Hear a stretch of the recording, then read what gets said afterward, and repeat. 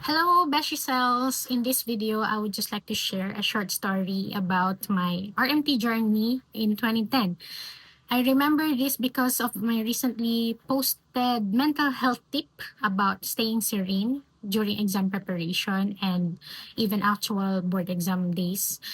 Kasi po, personal experience ko yun na ma-practice yung tip na share ko in my own board exam. So, I really wanna share it with you and praying that it will bless you, and if you find it helpful, sana po ma-share niyo yung video sa iba pong best cells na magte-take ng board exam. Alright, so let's shift back several years ago. First day of the board exam, kasabay na dala-dala ko yung aking reviewers, yung aking kaalaman, kung meron man.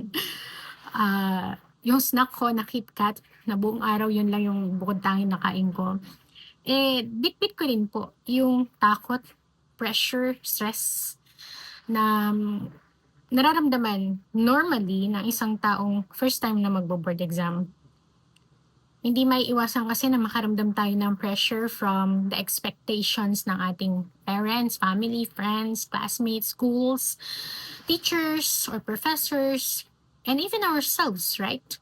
Ako po, Beshies, pinangarap ko at pinagdasal ko na mag-top sa board exam.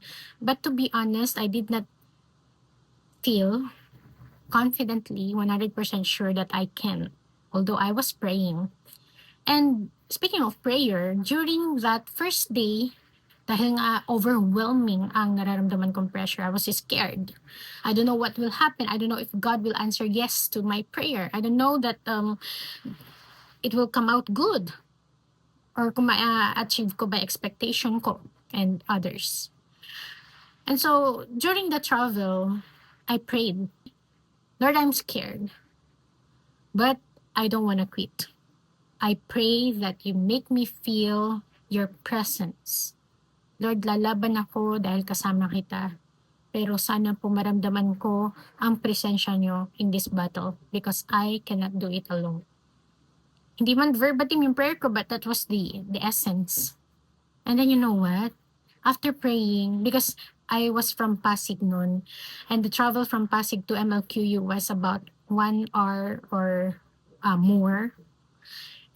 After ng prayer na yun, I listened to my iPod shuffle. Yung maliit lang, yung uso before. And yung iPod shuffle na yung walang screen. You don't know what song will come next because it's in shuffled mode. And even if hindi mo siya i-shuffle, yung sunod-sunod na kanta, naka-shuffle pa rin. I mean, hindi siya naka-arrange categorically. And in that iPod, I have songs na anime, I have songs na for love songs, I have songs na emo, I have songs na rap, I have worship songs. So, nakamix siya. But in my prayer, I asked the Lord to be with me. And the answer came right away.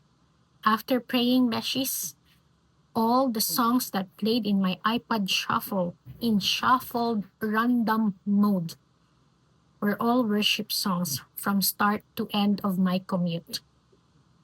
Now, this may be just a coincidence for some, but for me, it's a miracle na talagang naramdaman ko ang presence ng Lord with just that simple request na, Lord, be with me. And He made me feel seen and valued and loved. And He was with me during that time because of that scenario. Na mula umpisa hanggang dulo ng aking travel, the Lord was reminding me of His faithfulness using the worship songs. And that delighted my heart. And with a light feeling upon entering the grounds of MLQU, may joy na hindi maipaliwanag. Na parang at the end of the day, parang pwede mong sabihin na, yun na yun. Wow, ang yabang. But you get my point. I mean, hindi siya nakakatakot as in kung paano natin siya i-imagine when you have God with you, when you can feel His presence, and when you acknowledge that alone, wala kang kayang gawin, but with Him, you can do the impossible. Okay, so I pray that this story inspires you or motivates you, and if ever I can challenge you to pray like that. Na, Lord, let me feel you. Lord, I want to see you. Lord, I want to feel your presence at this moment during this review, all throughout every day of my life. Pray that prayer tonight. Right now. Pray that prayer right now.